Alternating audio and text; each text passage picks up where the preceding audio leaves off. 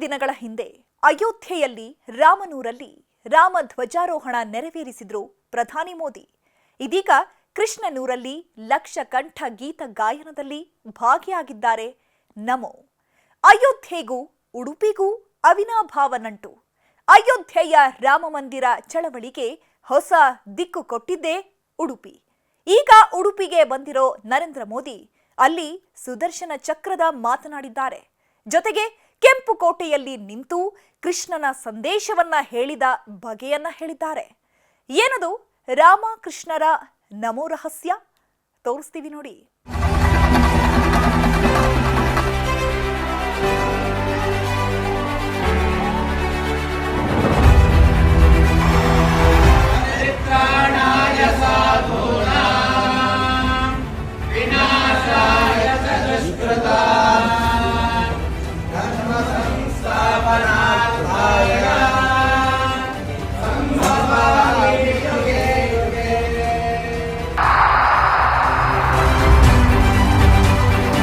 जय श्री कृष्ण, जय श्री कृष्ण, जय श्री कृष्ण. नरेंद्र महोदयः भारत भाग्य विधाता इति बिरुदु समर्पणेन विशेष श्रीकृष्णानुग्रहं वयं प्रार्थयामः. श्री कृष्ण ने गीता का संदेश युद्ध की भूमि पर दिया था और भगवत गीता हमें ये सिखाती है कि शांति और सत्य की स्थापना के लिए अत्याचारियों का अंत भी आवश्यक है.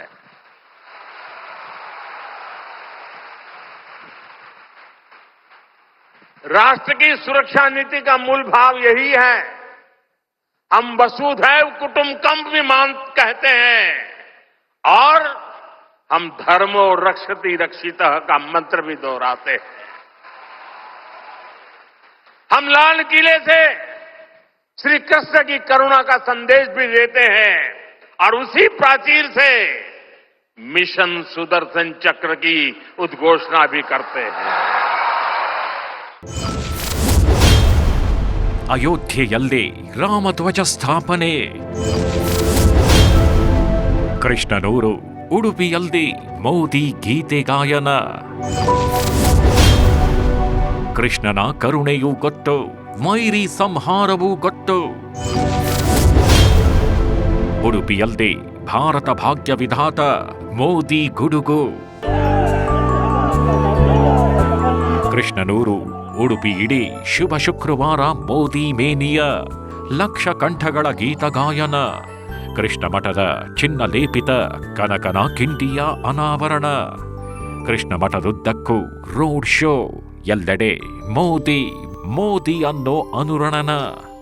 ಕೃಷ್ಣ ಮಠದ ಸ್ವಾಮೀಜಿಗಳಿಂದ ಮೋದಿಗೆ ಭಾರತ ಭಾಗ್ಯ ವಿಧಾತ ಬಿರುದು ಪ್ರಧಾನ.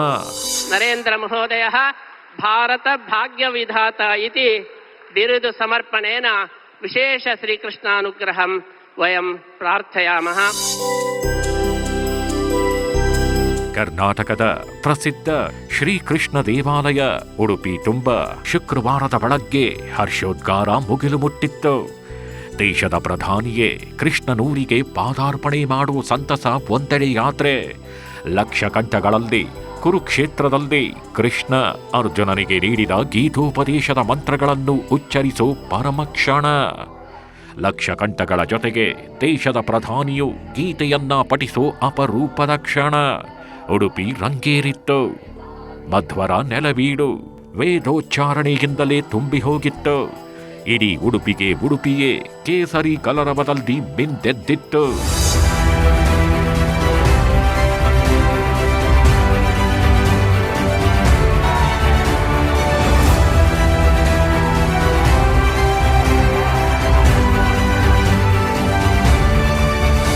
ಉಡುಪಿ ಬಿಜೆಪಿಯ ಭದ್ರಕೋಟೆ. ಇಡೀ ರಾಜ್ಯದಲ್ಲೇ ಮೊದಲ ಬಾರಿಗೆ ಜನಸಂಘದ ಅಭ್ಯರ್ಥಿಯೊಬ್ಬರು ಚುನಾವಣೆ ಗೆದ್ದ ಇತಿಹಾಸವಿರೋ ಊರಿದು.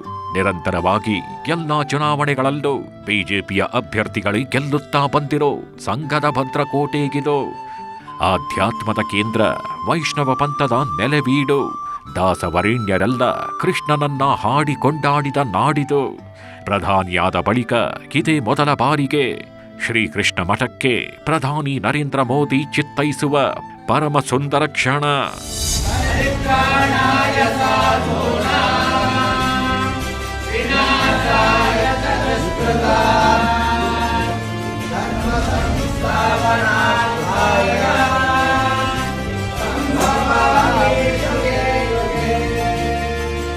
ಬೆಳಗ್ಗೆ ದೆಹಲಿಯಿಂದ ಹೊರಟಿದ್ದ ಪ್ರಧಾನಿ ಬೆಳಗ್ಗೆ 10:25ಕ್ಕೆ ಮಂಗಳೂರಿಗೆ ಆಗಮಿಸಿದ್ರು. ನಂತರ ಅಲ್ಲಿಂದ 10:55ಕ್ಕೆ ಆದಿ ಉಡುಪಿಯಲ್ಲಿರೋ ಹೆಲಿಪ್ಯಾಡ್ಗೆ ತಲುಪಿದ್ರು. 11 ಗಂಟೆ ಸುಮಾರಿಗೆ ಬನ್ನಂಜೆಯ ಸರ್ಕಲ್ನಿಂದ ಮೋದಿಯ ರೋಡ್ ಶೋ ಆರಂಭವಾಯಿತು. ರಸ್ತೆಯ ಗಿಕ್ಕೆಲೆಗಳಲ್ಲೂ ಮೋದಿಯವರನ್ನ ಕಣ್ತುಂಬಿಕೊಳ್ಳಲು ಭಾರೀ ಸಂಖ್ಯೆಯಲ್ಲಿ ಜನ ಸೇರಿದ್ರು. ಪ್ರಧಾನಿಗೆ ಹೂಮಳೆಯನ್ನೇ ಸುರಿಸಿದ್ರು.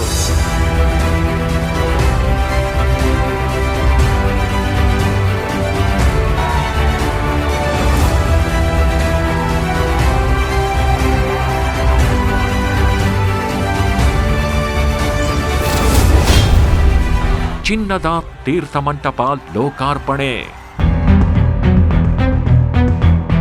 ರೋಡ್ ಶೋ ಮೂಲಕ ಶ್ರೀಕೃಷ್ಣ ಮಠಕ್ಕೆ ಆಗಮಿಸಿದ ಪ್ರಧಾನಿಗಳು ಬಳಿಕ ಸ್ವರ್ಣಲೇಪಿತ ಕನಕನ ಕಿಂಡಿಯನ್ನು ಅನಾವರಣಗೊಳಿಸಿದ್ರು.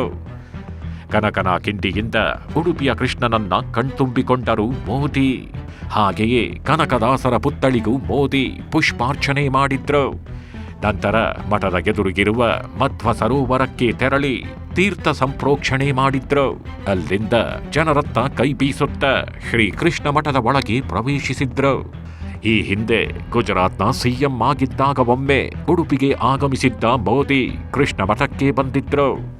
ಅದಾದ ಬಳಿಕ ಪ್ರಧಾನಿಯಾಗಿ ಇದೇ ಮೊದಲ ಬಾರಿಗೆ ಶ್ರೀಕೃಷ್ಣ ಮಠಕ್ಕೆ ಬರುತ್ತಿದ್ದಾರೆ ಮೋದಿ.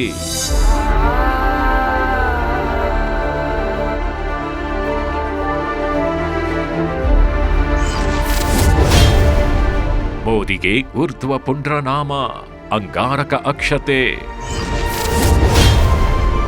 ರುದ್ರಾಕ್ಷಿ, ತುಳಸಿ ಮಾಲೆ, ಬೆಳ್ಳಿಯ ಕಡೆಗೋಲು ಪ್ರಧಾನ. ಶ್ರೀಕೃಷ್ಣ ಮಠದ ಆವರಣವನ್ನು ಪ್ರವೇಶಿಸುತ್ತಿದ್ದಂತೆಯೇ ಪ್ರಧಾನಿ ಮೋದಿಯವರಿಗೆ ವೇದಘೋಷ, ಪೂರ್ಣ ಕುಂಭದೊಂದಿಗೆ ಭವ್ಯ ಸ್ವಾಗತ ಕೋರಲಾಯಿತು. ಬಳಿಕ ತೀರ್ಥ ಪ್ರೋಕ್ಷಣೆ ಮಾಡಿಕೊಂಡು ಮಠದೊಳಗೆ ಮೋದಿ ತೆರಳಿ ನವಗ್ರಹ ಕಿಂಡಿ ಮೂಲಕ ಶ್ರೀಕೃಷ್ಣನ ದರ್ಶನ ಪಡೆದುಕೊಂಡ್ರು.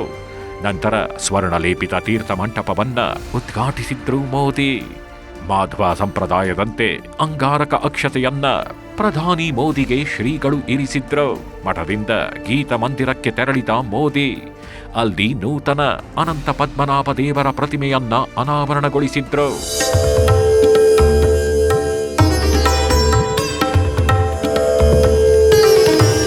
ಈ ಸಂದರ್ಭದಲ್ಲಿ ಮೋದಿಯವರಿಗೆ ಶಂಖ, ಚಕ್ರ, ಗದೆ ಮತ್ತು ಪದ್ಮಗಳನ್ನೊಳಗೊಂಡ ಬೆಳ್ಳಿ ಹೊದಿಕೆಯ ತುಳಸಿ ಜಪಮಾಲೆ ಮತ್ತು ಮುದ್ರೆಗಳನ್ನು ನೀಡಿ ಗೌರವಿಸಲಾಯಿತು. ಅಲ್ಲದೆ ರುದ್ರಾಕ್ಷಿ ಮಾಲೆ, ಬೆಳ್ಳಿಯ ಕಡೆಗೋಲನ್ನು ಕೂಡ ನೀಡಲಾಯಿತು.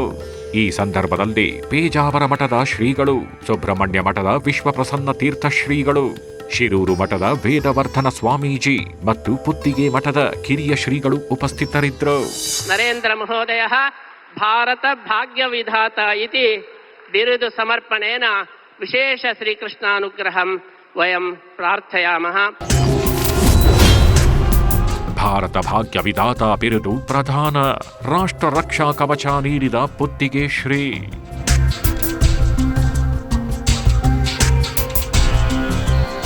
ಇನ್ನು ಉಡುಪಿ ಪರ್ಯಾಯ ಪುತ್ತಿಗೆ ಮಠ ಆಯೋಜಿಸಿದ್ದ ಲಕ್ಷಗೀತ ಕಂಠ ಅಭಿಯಾನದಲ್ಲಿ ಪ್ರಧಾನಿ ನರೇಂದ್ರ ಮೋದಿ ಭಾಗವಹಿಸಿದ್ರು. ಮೋದಿ ಅವರಿಗೆ ಶಾಲು ಹೊದಿಸಿ ಮಾಲಾರ್ಪಣೆ ಮಾಡಿ ಪುತ್ತಿಗೆ ಶ್ರೀಗಳು ಕಂಕಣ ಕಟ್ಟಿದ್ರು.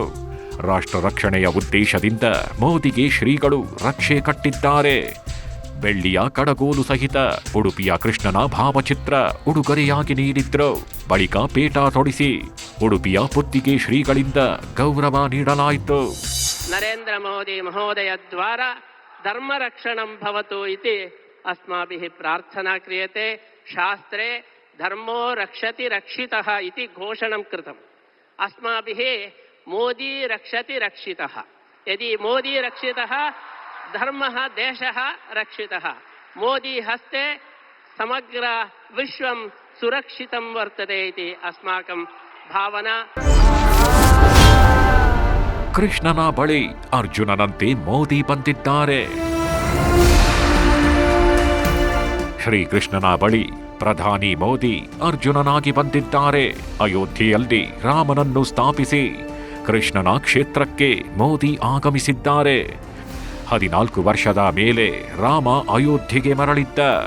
ಗುಜರಾತ್ನ ಮುಖ್ಯಮಂತ್ರಿಯಾಗಿದ್ದಾಗ 14 ವರ್ಷದ ಹಿಂದೆ ನರೇಂದ್ರ ಮೋದಿಯವರು ಉಡುಪಿ ಶ್ರೀಕೃಷ್ಣ ಮಠಕ್ಕೆ ಬಂದಿದ್ದರು. ಆಗಲೂ ನಮ್ಮ ಪರ್ಯಾಯ ನಡೆಯುತ್ತಿತ್ತು. ನಮ್ಮದು ಇಂದ್ರ ಪರ್ಯಾಯ. ನಾನು ಸುಗುಣೇಂದ್ರ, ಅವರು ನರೇಂದ್ರ ಅಂತ ಸುಗುಣೇಂದ್ರ ತೀರ್ಥರು ಬಣ್ಣಿಸಿದ್ರು. ಅಲ್ಲದೆ ವಾರಾಣಸಿ ಕಾರಿಡಾರ್ ಮಾದರಿಯಲ್ಲಿ ಉಡುಪಿ ಕಾರಿಡಾರ್ ಯೋಜನೆಗೂ ಶ್ರೀಗಳು ಮನವಿ ಮಾಡಿದ್ರು. अस्मिन् सन्दर्भे उडुपि क्षेत्रस्यापि अभिवृद्धिः भवतु। यथा वाराणसी कारिडार आसीत् एवं उडुपि कारिडार अपि भवतु। श्रीकृष्णस्य क्षेत्रस्य अभिवृद्धिः भवतु इति वयम् आशास्महे। ಏನಿದು ಉಡುಪಿ ಕಾರಿಡಾರ್? ಕಾಶಿ ಕಾರಿಡಾರ್ ಮತ್ತು ಉಜ್ಜಯಿನಿ ಕಾರಿಡಾರ್ ರೀತಿಯಲ್ಲಿ ಉಡುಪಿಯಲ್ಲೂ ಕೃಷ್ಣ ಕಾರಿಡಾರ್ ನಿರ್ಮಿಸಲು ಪುತ್ತಿಗೆ ಶ್ರೀಗಳು ಪ್ರಧಾನಿ ಮೋದಿಗೆ ವೇದಿಕೆಯಲ್ಲೇ ಮನವಿಯನ್ನ ಮಾಡಿದ್ರು. ಪ್ರಾಚೀನ ಉಡುಪಿಯ ಪರಿಕಲ್ಪನೆಯನ್ನಾಗಿಟ್ಕೊಂಡು ನವೀನ ಮಾದರಿಯಲ್ಲಿ ರೂಪಿಸಲಾದ ಅಭಿವೃದ್ಧಿ ಯೋಜನೆಯ ಪ್ರಸ್ತಾವನೆ ಇದಾಗಿದೆ. ಶ್ರೀಕೃಷ್ಣ ಮಠ, ಅನಂತೇಶ್ವರ ಮತ್ತು ಚಂದ್ರಮೌಳೇಶ್ವರ ದೇವಾಲಯ, ಅಷ್ಟಮಠಗಳು, ಸಂಸ್ಕೃತ ಕಾಲೇಜು, ಪೂರ್ಣಪ್ರಜ್ಞಾ ಕಾಲೇಜು, ಚಂದ್ರಪುಷ್ಕರಣಿ ಸೇರಿದಂತೆ ಪ್ರದಕ್ಷಿಣಾ ಪಥವನ್ನು ನಿರ್ಮಿಸೋದು ಕೃಷ್ಣ ಕಾರಿಡಾರ್ ಯೋಜನೆಯ ಭಾಗವಾಗಿದೆ. ವಾಣಿಜ್ಯ ವ್ಯವಹಾರಗಳಿಗೆ ಉತ್ತೇಜನ ನೀಡೋದು ಈ ಯೋಜನೆಯ ಭಾಗವಾಗಿದೆ.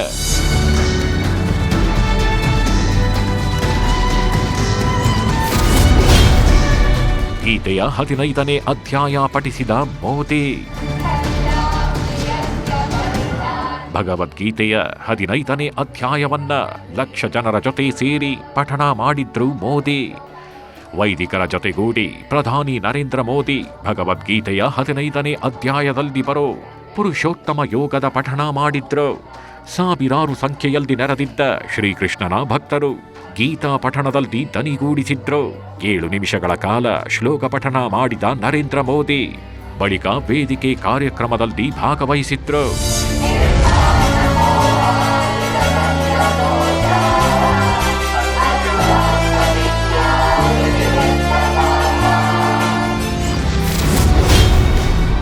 ರಾಮಧ್ವಜ ಸ್ಥಾಪನೆ ಬಳಿಕ ಕೃಷ್ಣನೂರಿನಲ್ಲಿ ಮೋದಿ.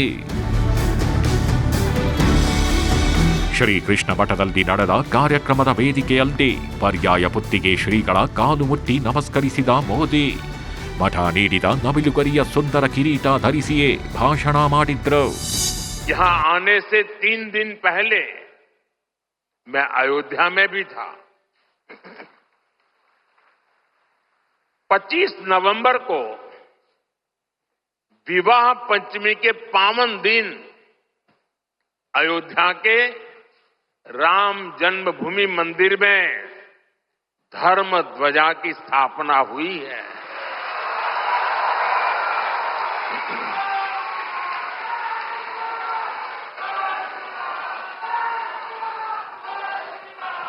अयोध्या से उडुपी तक असंख्य राम भक्त इस दिव्यतम और भव्यतम उत्सव के साक्षी बने हैं।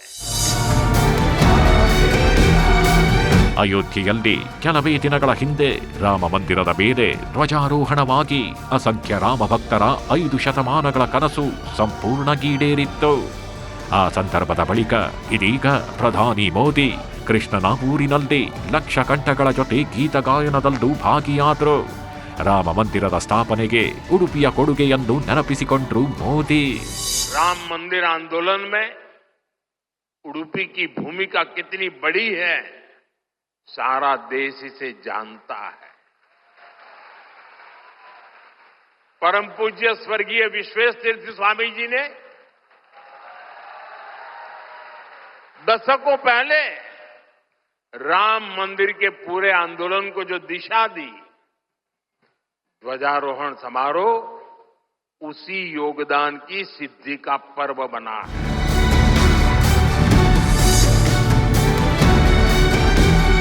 ಅಯೋಧ್ಯೆಗೂ ಉಡುಪಿಗೂ ಇರೋ ಸಂಬಂಧವನ್ನು ಮೋದಿ ನೆನಪಿಸಿಕೊಂಡ್ರು. ಪೇಜಾವರ ಶ್ರೀಗಳು ಅಯೋಧ್ಯೆ ರಾಮ ಮಂದಿರ ಚಳವಳಿಗೆ ಹೊಸ ದಿಕ್ಕು ನೀಡಿದ್ದನ್ನ ಸ್ಮರಿಸಿದ್ರು. ಜೊತೆಗೆ ಅಯೋಧ್ಯೆಯ ರಾಮ ಮಂದಿರದಲ್ಲಿ ನಿರ್ಮಿಸಲಾದ ಬೃಹತ್ ದ್ವಾರವೊಂದಕ್ಕೆ ಉಡುಪಿಯ ಮಧ್ವಾಚಾರ್ಯರ ಹೆಸರನ್ನು ನಾಮಕರಣ ಮಾಡಿರೋದು ಕರ್ನಾಟಕಕ್ಕೆ ಹೆಮ್ಮೆಯ ವಿಚಾರ ಅಂತಲೂ ಹೇಳಿದ್ರು. उडुपी के लिए राम मंदिर का निर्माण एक और कारण से विशेष है। नए मंदिर में जगत गुरु मध्वाचार्य जी के नाम पर एक विशाल द्वार भी बनाया गया है। ನರೇಂದ್ರ ಮೋದಿ ಉಡುಪಿ ಮಠಕ್ಕೆ ಬಾರದೆ ದಶಕವೇ ಆಗೋಗಿತ್ತು. ಗುಜರಾತ್ ಸಿಎಂ ಆಗಿದ್ದಾಗ ಬಂದ್ ಹೋಗಿದ್ದು ಬಿಟ್ರೆ ಮತ್ತೆಂದು ಕೃಷ್ಣ ಮಠಕ್ಕೆ ಬಂದಿರಲಿಲ್ಲ. ಉಡುಪಿಗೆ ಚುನಾವಣಾ ಪ್ರಚಾರಕ್ಕೆ ಬಂದಾಗಲೂ ಕೃಷ್ಣ ಮಠಕ್ಕೆ ಬರಲಾಗಿರಲಿಲ್ಲ. ಶುಕ್ರವಾರ ಮೋದಿ ಬರ್ತಾರೆ ಅನ್ನೋದು ಗೊತ್ತಾದಾಗಲೇ ಜನ ಕಣ್ಣರಳಿಸಿ ಕಾಯುವುದಕ್ಕೆ ಶುರು ಮಾಡಿದ್ರು. ಮೋದಿ ಮಧ್ವರ ನಾಡಿಗೆ ಕಾಲಿಡುತ್ತಿದ್ದಂತೆ ದಶದಿಕ್ಕಲ್ಲು ಮೋದಿ ಮೋದಿ ಅನ್ನೋ ಕೇಕೆ ಶುರುವಾಯಿತು. ಜನರಾಗಿ ಉದ್ಗಾರಕ್ಕೆ ತಕ್ಕಂತೆ ಮೋದಿ ಕೃಷ್ಣನ ನೆಲದಲ್ಲಿ ನಿಂತು ಭರ್ಜರಿಯಾಗಿ ಭಾಷಣವನ್ನು ಮಾಡಿದ್ರು.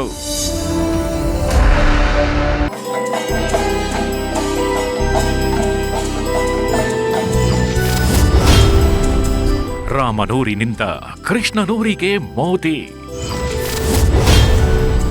ಕುರುಕ್ಷೇತ್ರದ ಗೀತೆಯನ್ನು ನೆನಪಿಸಿದ್ದೇಕೆ?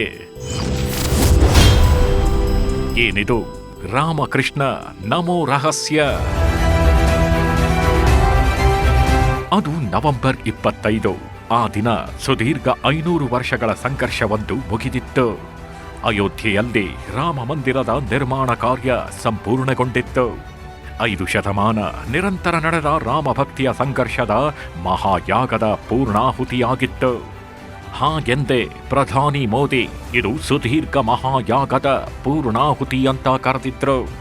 ಜೊತೆಗೆ ರಾಮ ಅಂದ್ರೆ ಏನು ಅಂತ ತನ್ನ ರೀತಿಯಲ್ಲೇ ಕೊಂಡಾಡಿದ್ರು.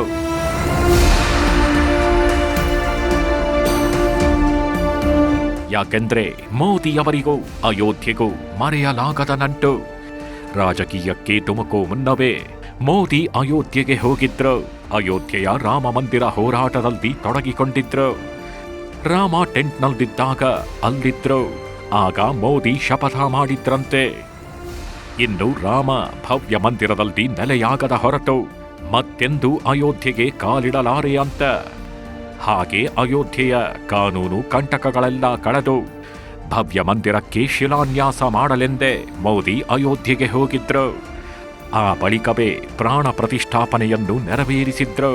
ಇದೀಗ ಮಂದಿರದ ಎಲ್ಲಾ ಕಾಮಗಾರಿಗಳು ಮುಗಿದಿದ್ದು ಅದರ ಸಂಕೇತವಾಗಿ ಧ್ವಜಾರೋಹಣ ನೆರವೇರಿಸುವ ಪುಣ್ಯಯೋಗವು ಮೋದಿಯವರಿಗೆ ಒಲಿದು ಬಂದಿತ್ತು. ಈ ಸಂಘರ್ಷದಲ್ಲಿ ಮಂದಿರ ಪೂರ್ಣಗೊಳ್ಳೋದಕ್ಕೆ ಸಾಥ್ ನೀಡಿದವರು ಪೇಜಾವರ ಶ್ರೀಗಳು. ಉಡುಪಿಯ ಕಾರ್ಯಕ್ರಮದಲ್ಲೂ ಮೋದಿ ಅದನ್ನೇ ಹೇಳಿದ್ದು. ಕೆಂಪುಕೋಟೆಯಿಂದ ಮೋದಿ ಕೃಷ್ಣ ಸಂದೇಶ. ಮಿಷನ್ ಸುದರ್ಶನ ಚಕ್ರ ನೆನಪಿಸಿದ ಮೋದಿ ಗುಟುರು. ಪುರಾಣದ ಪ್ರತಿಮೆಗಳನ್ನು ಉಲ್ಲೇಖಿಸಿದ ವೈರಿಗಳಿಗೆ ತಿರುಗೇಟು ಕೊಡೋದು ಮೋದಿ ಅವರ ಸ್ಟೈಲ್. ಅಯೋಧ್ಯೆಯಲ್ಲೂ ಅದನ್ನೇ ಮಾಡಿದ್ರು ಮೋದಿ. ಈಗ ಕೃಷ್ಣನೂರು ಉಡುಪಿಯಲ್ಲೂ ಅದೇ ಆಗಿದೆ. ಶ್ರೀಕೃಷ್ಣನು ಯುದ್ಧ ಭೂಮಿಯಲ್ಲಿ ಗೀತೆಯ ಧರ್ಮೋಪದೇಶಗಳನ್ನು ನೀಡಿದ. ಶಾಂತಿ ಮತ್ತು ಸತ್ಯವನ್ನು ಪುನಃಸ್ಥಾಪಿಸಲು ವೈರಿಗಳನ್ನು ಸಂಹಾರ ಮಾಡೋದು ಮುಖ್ಯ ಎಂದು ಭಗವದ್ಗೀತೆ ನಮಗೆ ಕಲಿಸುತ್ತೆ. ಇದು ರಾಷ್ಟ್ರೀಯ ಭದ್ರತಾ ನೀತಿಯ ಸಾರ. ಈ ಹಿಂದಿನ ಸರ್ಕಾರಗಳು ಭಯೋತ್ಪಾದಕ ದಾಳಿಗಳಿಗೆ ಪ್ರತೀಕಾರ ತೀರಿಸಿಕೊಳ್ಳಲಿಲ್ಲ. ಆದರೆ ಇಂದಿನದ್ದು ಹೊಸ ಭಾರತ. ಶಾಂತಿ ಸ್ಥಾಪಿಸುವುದು ಹೇಗೆ ಹಾಗೂ ಅದರ ರಕ್ಷಣೆ ಹೇಗೆಂದು ನಮಗೆ ಗೊತ್ತಿದೆ ಅಂದ್ರು ಪ್ರಧಾನಿ.